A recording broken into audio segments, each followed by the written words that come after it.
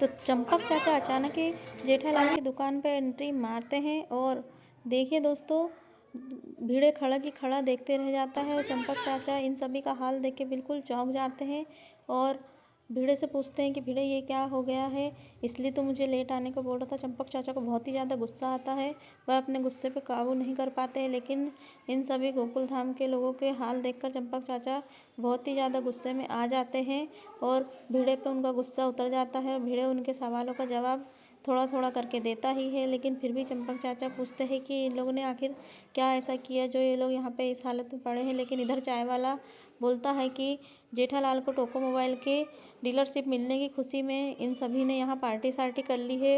यह सब बात सुनकर चंपक चाचा का पारा 7वें आसमान पर पहुँच जाता है और भिड़े भी शौक रह जाता है।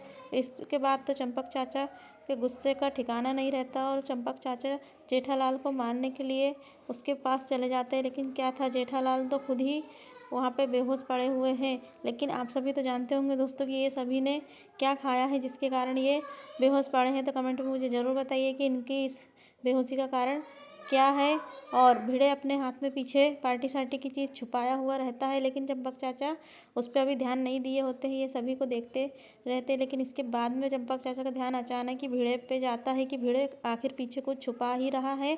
और इसके बाद में भिड़े से पूछते हैं कि भिड़े तेरे हाथ में क्या है, मुझे दिखा। भिड़े अचानक ही चौंक जाता है और फिर चंपक चाचा को बोलता है, चाचा जी मैं कुछ नहीं छुपा रहा हूँ। लेकिन फिर भी चंपक चाचा को शक हो जाता है और वह भिड़े के पीछे पड़ जाते हैं कि भिड़े अब तो दिखा कि क्या है। अचानक ही डंडा उठा लेते हैं भिड़े को मारने के लिए, तो भिड़े उस बोतल को आगे कर देता है। तो चंपक चाचा और भी शौक रह जाते हैं। फिर चंपक चाचा को यकीन हो जाता है कि ये सभी लोगों ने यहाँ दुकान पर पार्टी सार्टी की है दिन दहाड़े। तो चंपक चाचा बहुत ही ज़्यादा गुस्से में आ जाते हैं और इन सभी का होश में आने का इंतज़ार उनसे होता नहीं है, सभी पे इतना गुस्सा दिखाते हैं दोस्तों। उसके बाद में भिड़े उन्हें समझाता है कि चाचा जी इन्हें होश में आने दो, अभी कुछ करना पड़ेगा ताकि इन्हें उसमें लाया जाए। लेकिन चंपक चाचा एक भी नहीं सुनते हैं। इसके बाद में चंपक चाचा बोलते हैं कि इनको तो सबक सिखाना ही पड़ेगा।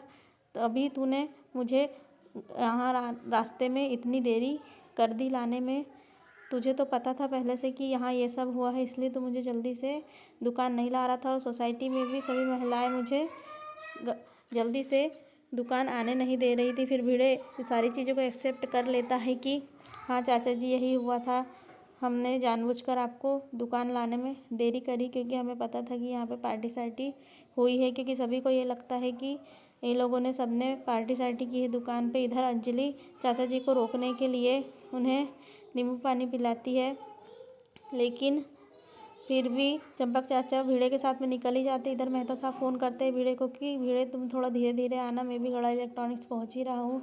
फिर चंपक चाचा भिड़े से बोलते हैं कि भिड़े आज ही तुझे इतने फ़ोन क्यों आ रहे हैं। इसके बाद में वह जैसे तैसे दुकान पहुँच ही जाते हैं। फिर चंपक चाचा को सारी सच्चाई पता चल जाती है, लेकिन अभी भी एक सस्पेंस यहाँ पे है कि इन लोग को सच पता नहीं है कि ये लोग को नींद किस वजह से आई है, क्यों लोग यहाँ पे ऐसे पड़े हुए हैं ये लोग। और जबकि जो पार्टी सार्टी की जो बॉटल है वो एक कस्टमर आया था, उसने वहाँ छोड़कर चला गया। अभी ये सारी चीज़ का खुलासा नहीं हुआ दोस्तों, ये सब नेक्स्ट वीडियो में खुलासा होगा। और इसके बाद में चंपक चाचा का गुस्सा तो बहुत ही ज़्यादा बढ़ जाता है और चंपक चाचा का गुस्से के कारण बीपी लो होने की कंडीशन हो जाती है। लेकिन फिर भी चंपक चाचा बोलते हैं मेहता साहब को देखो, बाघा को देखो, ये सभी ने इतनी पार्टी सार्टी कर ली कि ये होश में नहीं है, यहाँ वहाँ पड़े हुए हैं। इसके बाद में चाचा जी का बीपी लो होने लगता है और भिड़े चाचा जी को बैठालता है। भिड़े चाचा जी को शांति से बैठने के लिए कहता है कि चाचा जी आपकी तबीयत ख़राब हो रही है, आप शांति से बैठ जाइए, ये लोग को होश आने पर आप इन्हें जी भर के डांट लेना। लेकिन फिर भी चाचा जी नहीं सुनते हैं। अब भिड़े भी टेंशन में आ जाता है और चाचा जी का अचानक ही बीपी लो होने लगता है और चाचा जी के हाथ से लाठी छूट जाती है।